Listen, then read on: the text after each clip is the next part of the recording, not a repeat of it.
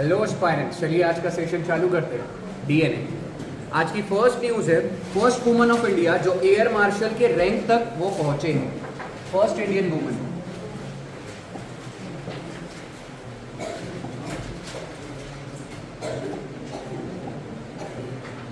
First Indian woman जिन्होंने achieve किया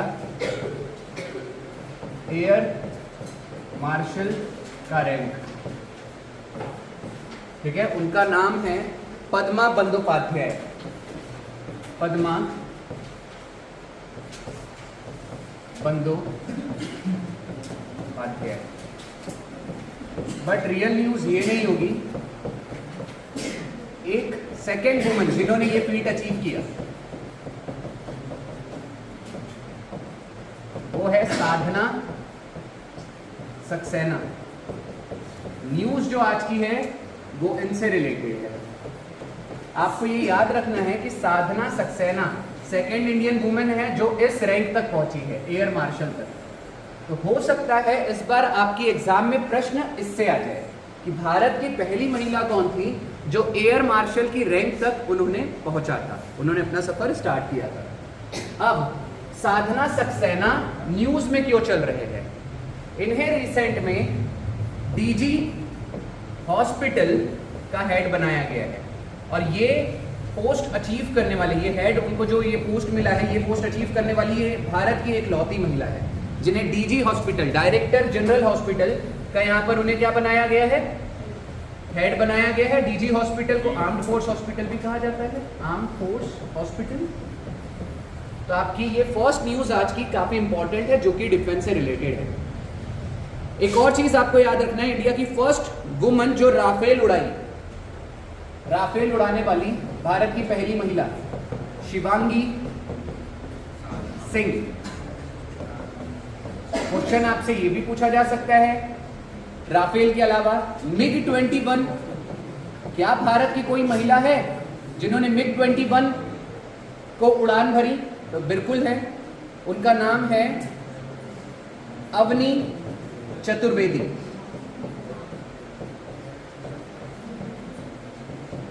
मैंने लास्ट टाइम ही आपको एक प्रश्न बताया था जो एग्जाम में पूछा गया था कि भारत का पहला पायलट कौन है? मिस्टर टाटा। ये आपको याद रखना है, ये भारत के पहले पायलट थे जिनको लाइसेंस दिया गया था 1929 में।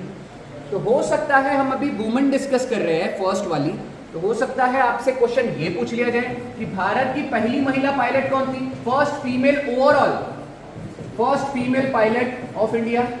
तो उनका नाम था सरला ठकराल। आपको इतनी चीजें याद रखनी है, इंडिया की फर्स्ट फीमेल पायलट से लेकर जितनी भी चीजें मैंने आपसे अब तक डिस्कस की। चलिए आज की सेकेंड न्यूज की ओर बढ़ते हैं। आज की सेकेंड न्यूज है Lalitpur pharma park. Lalitpur pharma park बहुत ही ज्यादा ट्रेंडिंग में चल रहा है, आपको ये बोलना नहीं है, न्यूज ऑफ द डे है। ललितपुर फार्मा पार्क, आपसे सिंपल अगर क्वेश्चन पूछा जाएगा इस साल की एग्जाम में तो वो यही पूछा जा सकता है कि ये रिसेंट में ललितपुर फार्मा पार्क की स्थापना कहां की गई है? तो आपको ये याद रखना है, उत्तर प्रदेश। हो सकता है आपसे क्वेश्चन पूछ लिया जाए कि ललितपुर, प्रश्न के अंदर ही डाल दिया जाए कि ललितपुर फार्मा पार्क रिसेंट में उत्तर प्रदेश में स्थापना की गई है इसकी, इसमें टोटल लागत कितनी लगी बनाने में? तो आपको ये भी याद रखना है कि इसमें टोटल 1 लाख करोड़, यानी एक के बाद 00 000 00 00 000 1 लाख करोड़ रुपए की इसमें लागत लगी है टोटल, यानी बहुत ही ज्यादा इंपॉर्टेंट पार्क है ये। अब ये फार्मा पार्क है, ठीक है। एक और चीज पूछी जा सकती है मल्टी लाइनर में, एनडीए, एफकेट और सीडीएस के एग्जाम में, कि इसमें टोटल ये कितनी जॉब क्रिएट करेगा, कितने लोगों के लिए ये रोजगार पैदा करेगा? तो 1 लाख करोड़ की लागत लगी है और ये 1.5 लाख जॉब क्रिएट करेगा, ठीक है। आपको ये सारी चीजें इससे याद रखनी है। रिसेंट में हमने उत्तर प्रदेश की एक न्यूज देखी थी कि इंडिया का फर्स्ट नाइट सफारी पार्क, वो कहां था? यूपी में। और इंडिया का नहीं, वर्ल्ड का सबसे लार्जेस्ट सफारी पार्क हरियाणा में हमने देखा था। एक और चीज, उत्तर प्रदेश का अभी सीएम कौन है? मिस्टर योगी। उत्तर प्रदेश का पुराना नाम क्या है? United province. United province. एक और चीज, उत्तर प्रदेश का नाम, ये जो उत्तर प्रदेश पड़ा, ये 24 जनवरी 1950 से पड़ा। आपको ये भी याद रखना है। तो उत्तर प्रदेश दिवस कब मनाया जाता है हर साल? 24 जनवरी। रिसेंटली एक एग्जाम में उत्तर प्रदेश से रिलेटेड एक फैक्ट पूछा गया था, और वो फैक्ट क्या था? उत्तर प्रदेश का स्टेट ट्री क्या है? अशोका। हो सकता है नेक्स्ट टाइम आपसे फ्लावर पूछ लिया जाए, पलश। हो सकता है आपसे नेक्स्ट टाइम एनिमल पूछ लिया जाए, बारहसिंघा। बारहसिंघा, मैंने यहां 12 लिखा है, ओके, ये 12 पढ़िएगा। बारहसिंघा। हो सकता है आपसे बर्ड पूछ लिया जाए। उत्तर प्रदेश का स्टेट बर्ड क्या है? सारस, क्रेन। मैं बताना चाहूंगा, स्टेट की इंफॉर्मेशन जब मैं बता रहा हूं तो उसको अच्छे से लिखते हुए चलिएगा। हमने state tree, flower, animal, bird, state day, सारी चीजें देख ली। स्टेट का सीएम कौन है देख लिया। ललितपुर के बारे में बहुत अच्छे से देख लिया। एक और चीज, मैं बार बार एक चीज हमेशा डेली रिपीट कर रहा हूं, मेरे ख्याल से अब आपके फिंगर टिप्स में ये हो गया होगा, कि इंडिया की first UNESCO heritage site Ajanta Ellora. यहां पर आ जाएगा आगरा फोर्ट, ताजमहल। ये उत्तर प्रदेश की 2 साइट्स है, और ये दोनों की दोनों फर्स्ट साइट थी यूनेस्को की 1983। इसके अलावा आपको एक और चीज याद रखना है, फतेहपुर सिकरी। क्या? फतेहपुर सिकरी। मैं पहले तो बताना चाहूंगा, ये भी यूनेस्को साइट है, उत्तर प्रदेश में ही है लोकेटेड, 1986 में ऐड की गई थी। मेरा रीजन क्या है फतेहपुर सिकरी को डिस्कस करने का? रिसेंट की एक एग्जाम में बहुत ही इजी क्वेश्चन पूछा गया था कि फतेहपुर सिकरी का फाउंडर कौन है? वो थे हमारे अकबर। ये सिटी को किसने बनाया था? अकबर ने। तो आपको याद रखना है, मुगल एम्पेरर अकबर ने इस सिटी की नींव रखी थी। चलिए फिलहाल हम अभी अगली न्यूज की ओर बढ़ते हैं। आज की नेक्स्ट न्यूज क्या होगी देख लेते हैं। आज का थर्ड न्यूज है 37th national games. 37th national games, जिसे कहां पर होस्ट किया गया है? आपको यही क्वेश्चन पूछा जाएगा। ये बहुत ही इजी क्वेश्चन रहेगा कि 37th नेशनल गेम 2023 में कहां पर होस्ट किया गया? गोवा। ठीक है, हो सकता है आपसे थोड़ा सा पीछे जाके अगर ये पूछ ले कि 36th नेशनल गेम्स कहां होस्ट हुआ था, तो G for Goa, G for Gujarat. पिछला वाला गुजरात में होस्ट किया गया था। हो सकता है आपसे क्वेश्चन ये पूछ ले कि इस साल का मैस्कॉट क्या है, तो आपको याद रखना है मोगा। हो सकता है आपको नेशनल गेम से रिलेटेड ये क्वेश्चन पूछ ले कि टोटल नंबर ऑफ स्पोर्ट्स कितने हैं, गेम्स कितने रखे गए हैं, तो आपको ये भी याद रखना है 44। अभी रिसेंट में हम नेशनल गेम्स को डिस्कस कर रहे हैं, तो नेशनल गेम को डिस्कस इसलिए कर रहे हैं, रिसेंट में बैडमिंटन में फीमेल्स की टीम ने गोल्ड मारा। तो किस स्टेट की थी वो फीमेल की टीम? असम। और अगर क्वेश्चन ये पूछा जाए कि मेल की टीम ने भी तो गोल्ड मारा है, तो वो किस स्टेट से बिलोंग करते हैं? तो कर्नाटक। आपको नेशनल गेम से रिलेटेड इतने फैक्ट्स याद रखने हैं। एक और चीज, नेशनल गेम्स का फर्स्ट एडिशन जो रखा गया था वो 1940 में हुआ था। फर्स्ट एडिशन कब हुआ था? 1940। कहां हुआ था? मुंबई।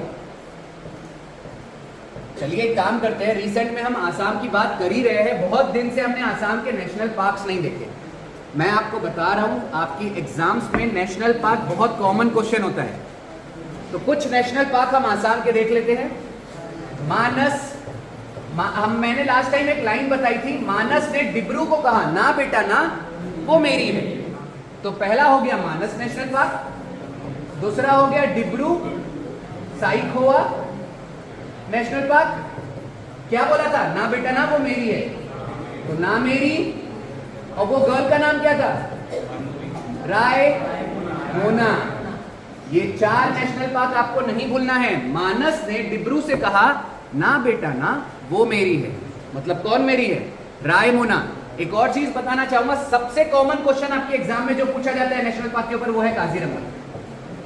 काजीरंगा नेशनल पार्क, आपको ये याद रखना है। ऐसे टोटल 5 हमने नेशनल पार्क्स देख लिए। एक और चीज नहीं भूलना है, वैसे तो आसाम में 7 नेशनल पार्क्स है, बट हमने अभी कितने डिस्कस कर लिए? 5।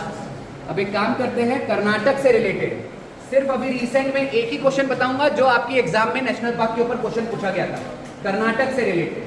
अंशी नेशनल पार्क, आपको ये भूलना नहीं है, अंशी नेशनल पार्क, ठीक है। फिलहाल अभी हम आगे बढ़ जाते हैं आज की नेक्स्ट न्यूज की ओर। नेक्स्ट न्यूज आज की है मिलन 24 एक्सरसाइज।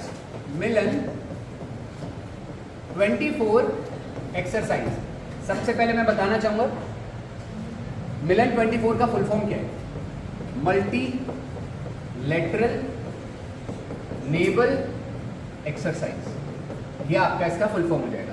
24 का मतलब क्या है? ये 2024 की बात कर रहे थे, बट फिर भी मेरे को यहाँ पर ये अक्टूबर में अभी ही कंडक्ट करवाया गया था। यहाँ पर आप जैसे कि देखेंगे मल्टीलेटरल वर्ड यूज हुआ है, इसमें कोई 1 या 2 कंट्री पार्टिसिपेट नहीं कर रही है। अगर 2 कंट्री पार्टिसिपेट करती है तो उसको बायलैटरल कहा जाता है, 3 कंट्री पार्टिसिपेट करती है तो ट्राइलैटरल कहा जाता है। अगर वहां 5, 10, 20, 25 अगर इतनी ज्यादा कंट्रीज पार्टिसिपेट कर रही है तो उसे मल्टीलेटरल कहा जाएगा। फिलहाल अभी याद करते हैं, वैसे मल्टीलेटरल का मतलब जरूरी नहीं है, वो 3 भी हो सकती है, 4 भी हो सकती है, नो लिमिट।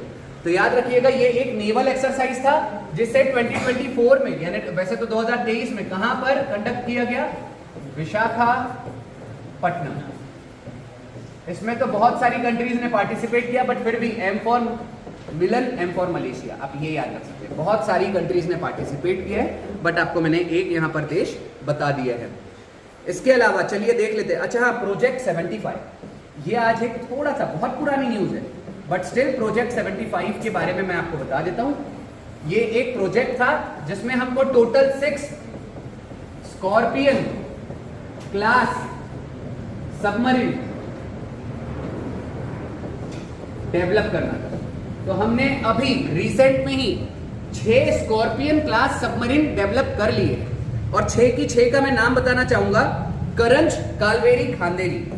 करंज,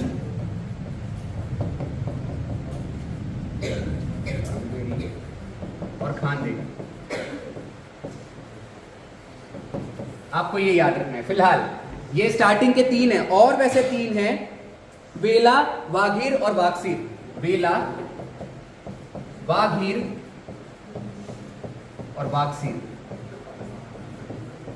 आपको ये टोटल 6 स्कॉर्पियन क्लास आप याद रख सकते हो। रिसेंट में ये 6वीं है जिसे वागसीर, ये 6 स्कॉर्पियन क्लास सबमरीन।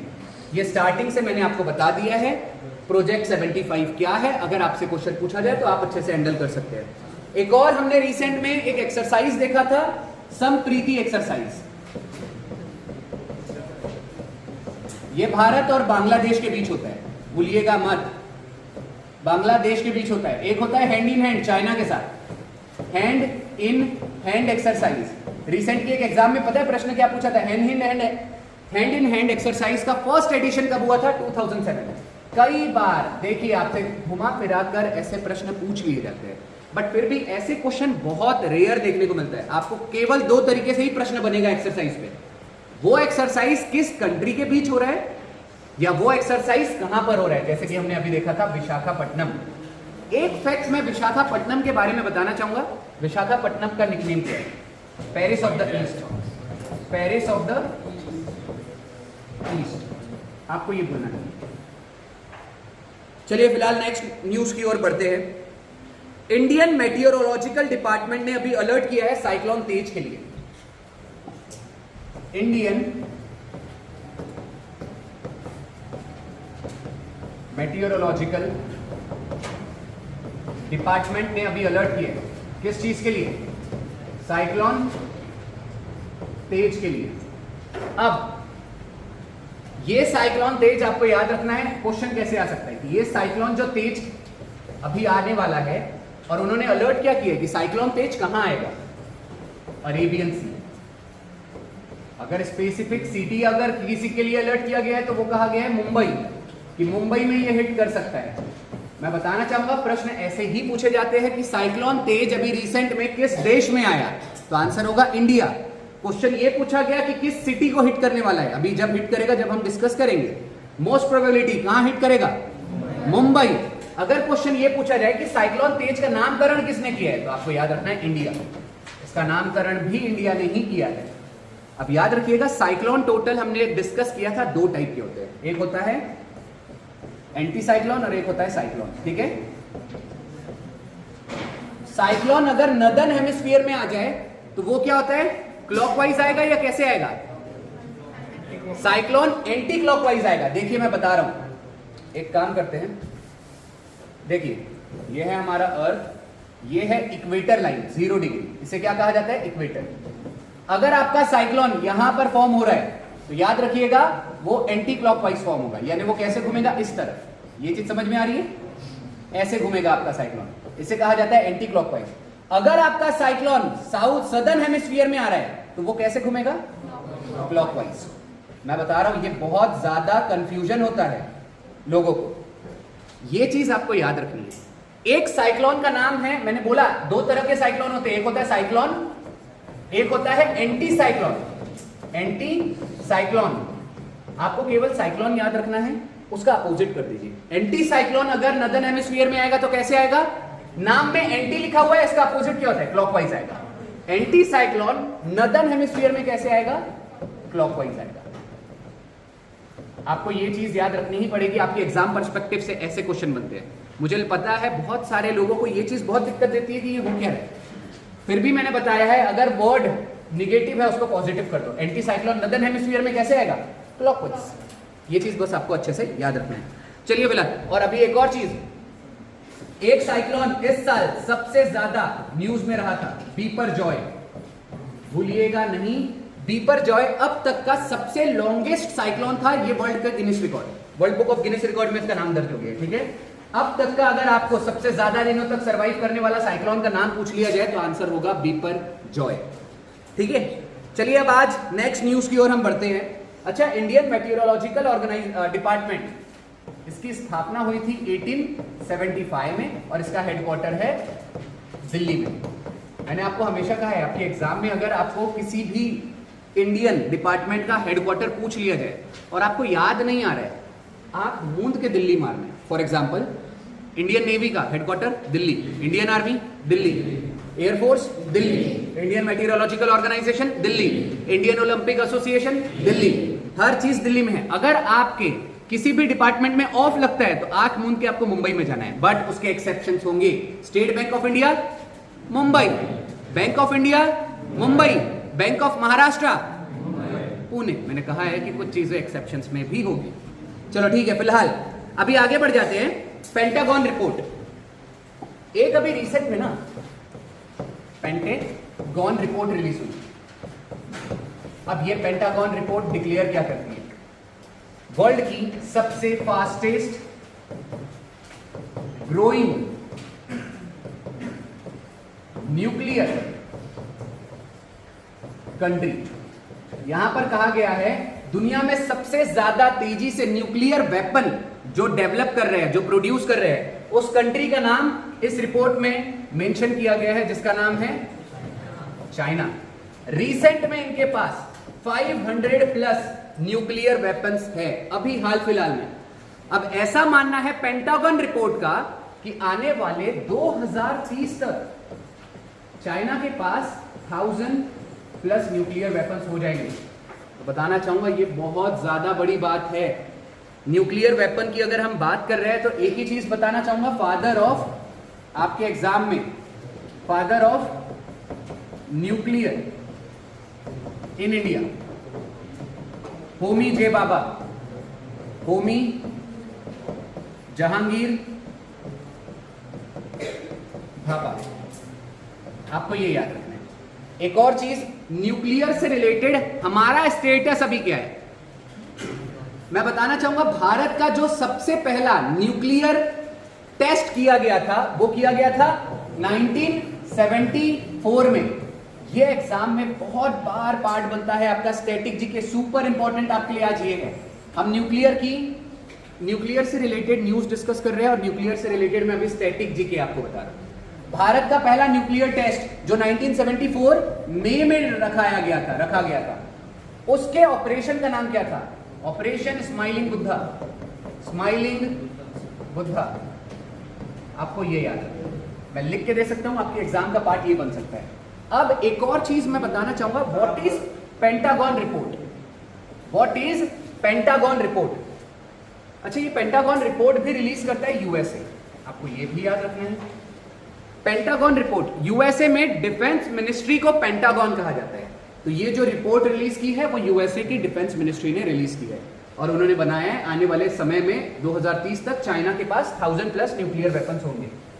फिलहाल मैं बात कर रहा था स्टैटिक जीके की। भारत का पहला न्यूक्लियर टेस्ट का जो ऑपरेशन परफॉर्म किया गया था, ऑपरेशन स्माइलिंग बुद्धा था। हो सकता है ये क्वेश्चन पूछ ले, भारत ने आज तक न्यूक्लियर टेस्ट 2 ही बार परफॉर्म किया है। सेकंड परफॉर्म किया था 1998 में, जिसका नाम था ऑपरेशन शक्ति। ये मत भूलिएगा, एग्जाम का पार्ट ये पहले बन चुका है, मैंने एक बार देखा है, और इस बार हो सकता है आपका ये क्वेश्चन पूछ लिया। ऑपरेशन शक्ति क्या है? हमने 1998 में इसके ऊपर बॉलीवुड में एक मूवी भी बनी है जॉन अब्राहम की, मेरे को अभी पोखरन, और वैसे उसका नाम पोखरन इसलिए रखा गया था, ये न्यूक्लियर टेस्ट हमने कहां परफॉर्म किया था? पोखरन, जो कि कहां आता है? राजस्थान। तो आपको ये याद है, ये भी हमने मई में ही परफॉर्म किया था, मई 1998, और वो मई 1974। चलिए आज की नेक्स्ट न्यूज। अच्छा हाँ, चाइना से रिलेटेड एक और चीज मैं बताना चाहूंगा। चाइना के प्रेसिडेंट सब जानते हैं, शी जिनपिंग। एक और चीज मैं बताना चाहूंगा, इसकी करेंसी क्या है? रिनमिनबी। एक चीज याद रखना, एक करेंसी आपको ऑप्शन में आजकल, आप मुझे पता है सब लोग यही बोल रहे होंगे, युआन, ये भी कहा जाता है, लेकिन ऑप्शन में आजकल देखिएगा इसके अलावा ये भी दिया जा सकता है। युआन वैसे तो कहां की करेंसी है? चाइना की। और येन कहां की है? जापान की। इसमें कंफ्यूजन नहीं होइएगा, जापान की करेंसी है येन और युआन, बहुत बड़ा फर्क है। अब याद कैसे रहेगा? कंफ्यूजन बिल्कुल नहीं होना चाहिए। चाइना बड़ा देश है तो बड़ी स्पेलिंग वाला, जो उसमें 4 लेटर है, ये चाइना की हो गई, 3 लेटर वाला जापान का हो गया। चलिए फिलहाल नेक्स्ट न्यूज की ओर अभी हम आज बढ़ते हैं।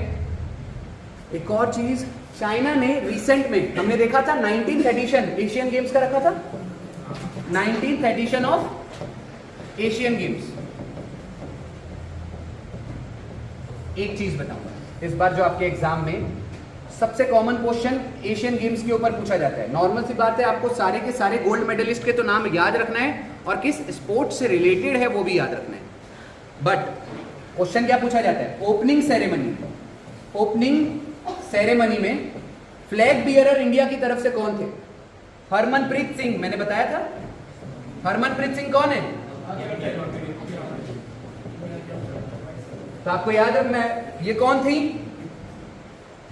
फ्लैग बियरर ओपनिंग सेरेमनी में एशियन गेम्स में, भूलना नहीं है। ये इंडियन हॉकी टीम की वाइस कैप्टन अभी रिसेंट में है। इनके अलावा बोरगोहेन, कोई मुझे बताएगा? लवलीना बोरगोहेन, ये बॉक्सर है, मणिपुर से बिलोंग करती है। याद रखिएगा ये दोनों ने फ्लैग को वो किया था, होस्ट किया था, ठीक है। फ्लैग बियरर ये दोनों फीमेल्स थी। कहां पर? एशियन गेम्स के 19th एडिशन में, जो कि कहां हुआ? चाइना के अंदर। नेक्स्ट न्यूज आज की हम देख लेते हैं। रिसेंट में, कल की न्यूज है, वर्ल्ड कप के हिस्ट्री में सबसे फास्टेस्ट सेंचुरी कल लगाई है मैक्सवेल ने, केवल 40 गेंदों में। तो अगर आपको इस साल क्वेश्चन ऐसा पूछा जाए कि वर्ल्ड कप की हिस्ट्री में, क्रिकेट वर्ल्ड कप की हिस्ट्री में सबसे फास्टेस्ट सेंचुरी किसने लगाई? मैक्सवेल ने। पूरा नाम क्या है? Glenn Maxwell. और याद रखिएगा किस टीम के लिए खेलते हैं? ऑस्ट्रेलिया। अब ऑस्ट्रेलिया से रिलेटेड आज मैं डिस्कस करना चाहूंगा क्रिकेट से कुछ फैक्ट्स। फॉर एग्जांपल, पहला वर्ल्ड कप जब ऑस्ट्रेलिया ने जीता था वो था 1987 में, दूसरा जीता था 1999 में, तीसरा जीता था 2003, उसके बाद 2007 और उसके बाद 2015। तो यानी अगर आपको क्वेश्चन ये पूछा जाए कि मोस्ट सक्सेसफुल टीम जिसने वर्ल्ड कप सबसे ज्यादा बार जीता है तो वो हो जाएगी ऑस्ट्रेलिया। कितने बार जीता है? 5 बार। हो सकता है आपसे क्वेश्चन ये पूछ लिया जाए कि भारत ने अब तक कितने बार वर्ल्ड कप को होस्ट किया है? वर्ल्ड कप को होस्ट कितने बार किया है? 2। फर्स्ट टाइम तो हमने 1987 में किया था, यहीं पर हो गया आपका। दूसरी बार 2011 में किया था, फिर 2023 में किया था। इस बीच में शायद एक आधा बार अगर शायद मैं मिस कर रहा हूं, बट याद रखना है फर्स्ट टाइम इंडिया ने 1987 में वर्ल्ड कप होस्ट किया था, और वो इकलौता नेशन नहीं था। इस समय इंडिया, पाकिस्तान और श्रीलंका, ये तीनों ने मिलकर इस वर्ल्ड कप को होस्ट किया था। और विनिंग टीम कौन थी? ऑस्ट्रेलिया। एक और चीज याद रखना है, वर्ल्ड कप होस्ट कौन कर रहा है? ICC, Indian cricket council. स्थापना कब हुई थी? 1909। और जब स्थापना हुई थी तब उसका हेडक्वार्टर लंदन में था, और अब कहां है? दुबई। और दुबई में कब शिफ्ट हुआ था? 2006 में। तो आपको ये कुछ फैक्ट्स याद रखने हैं, किससे रिलेटेड? आईसीसी से रिलेटेड। अब बात कर रहे थे हम सबसे फास्टेस्ट सेंचुरी की। मत भूलिएगा, इंडिया की सबसे फास्टेस्ट सेंचुरी किसका रिकॉर्ड किसके पास है? रोहित शर्मा के पास। ये आपको याद रखना है, इंडिया की सबसे फास्टेस्ट सेंचुरी रोहित शर्मा का रिकॉर्ड है। और भारत का फर्स्ट क्रिकेटर जिसने 200 रन बनाया था वनडे क्रिकेट में, सचिन तेंदुलकर। ये आपको भूलना नहीं है।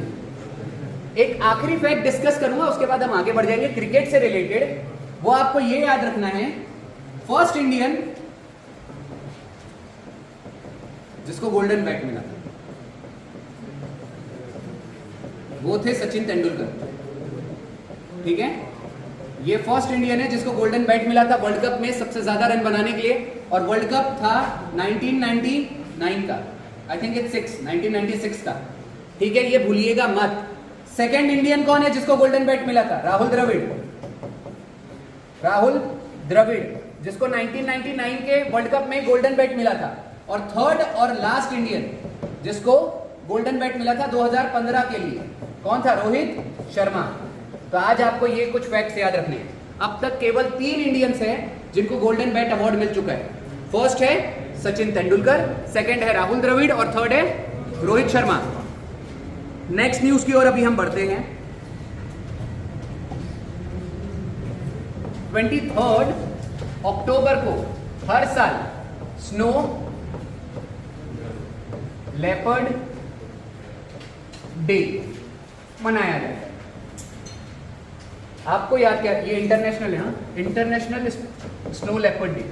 अब first time snow leopard day कब मनाया गया था? 2014। स्नो लेपर्ड डे हमने Bishkek declaration, Bishkek declaration sign किया था इंडिया ने। और याद रखना, इंडिया एक लौती कंट्री नहीं था, टोटल 12 कंट्रीज है जिन्होंने क्या किया था? बिशकेक डिक्लेरेशन को साइन किया था। टोटल 12 कंट्रीज थी, और उन 12 कंट्रीज ने क्या कहा था कि हम ये जो स्नो लेपर्ड है इसको कंजर्व करेंगे। स्नो लेपर्ड की जो पॉपुलेशन थी वो लगातार कम होती जा रही थी, उन्हें मार दिया जाता था। तो ये 12 कंट्रीज ने मिला और उनको लगा कि इनको हमको कंजर्व करना पड़ेगा। तो याद रखिएगा, टोटल 12 देश था। 2014 में ये एक हमने डिक्लेरेशन साइन किया है, पैक्ट साइन किया है, और 2014 में ही फर्स्ट एडिशन हमने स्नो लेपर्ड का मनाया था। अब स्नो लेपर्ड से रिलेटेड एक फैक्ट आप याद रखिएगा कि snow leopard project snow leopard launch किया गया था 2009 में। ठीक है, और स्नो लेपर्ड का एक और फैक्ट याद रखिएगा, किस स्टेट का स्टेट एनिमल है? स्टेट या यूनियन टेरिटरी का स्टेट एनिमल है लेपर्ड, स्नो लेपर्ड। तो याद रखिएगा लद्दाख। भले ही लद्दाख यूनियन टेरिटरी है, लेकिन उसको यूनियन टेरिटरी एनिमल नहीं कहा जाता, उसको स्टेट एनिमल ही कहा जाता है। तो snow leopard is the state animal of Ladakh. एक और आखिरी तथ्य बताना चाहूंगा स्नो लेपर्ड के बारे में, कि स्नो लेपर्ड भारत का इकलौता स्नो लेपर्ड पार्क, पूरे भारत में इकलौता स्नो लेपर्ड पार्क है उत्तराखंड में। इतने फैक्ट्स मोर देन इनफ होंगे इस न्यूज के लिए। नेक्स्ट न्यूज आज की देख लेते हैं। याओसेंग फेस्टिवल, याओसेंग फेस्टिवल हर साल मनाया जाता है मणिपुर में। ये आपको याद रखना है, मणिपुर में हमेशा ये याओसेंग फेस्टिवल मनाया जाता है। हो सकता है मैं प्रोनाउंसिएशन में थोड़ा बहुत इधर उधर कर रहा हूं, ठीक है, बट ये याद रखने का, ये याओ सेंग फेस्टिवल है जो कहां मनाया जाता है, मणिपुर में। और अभी 2 days एंथुरियम फेस्टिवल मनाया गया था मिजोरम में। हमने इसके अलावा क्या देखा था, बोनालू तेलंगाना, और पोंगल तमिलनाडु। भूलिएगा नहीं, रिसेंट में पता है क्वेश्चन क्या पूछा था, ये मैंने लास्ट टाइम ही बताया था, पोंगल कब मनाया जाता है, जनवरी में। ऐसे क्वेश्चन भी आ जाते हैं कि ये फेस्टिवल किस मंथ में सेलिब्रेट किया जाता है, तो जनवरी। और पोंगल याद रखिएगा 4 डे, टोटल कितने दिन तक चलता है, 4 दिनों तक। पहले दिन को कहा जाता है भोगी, भोगी पोंगल। इसे दूसरे दिन में क्या मनाया जाता है, सूर्य पोंगल। अब मैं बताना चाहूंगा, और एक होता है कुत्तू, नहीं एक सेकंड रुकिए, मुत्तू। तो आपको ये याद रखना है, ये टोटल 3 दिन तक। अभी मैं बताना चाहूंगा, एग्जाम में आपके प्रश्न पूछा गया था इसके ऊपर कि 3rd डे जो पोंगल बनाया जाता है उसका नाम क्या है। सब लोग बहुत अच्छे से ये चीजें याद रखेंगे। यहां आपकी आज की न्यूज खत्म होती है। कंटेंट बनाने में हमें बहुत ज्यादा मेहनत लगती है। अगर आपको वीडियोस पसंद आ रहा है तो ज्यादा से ज्यादा शेयर कीजिए, लाइक कीजिए और सब्सक्राइब कीजिए। Thank you so much.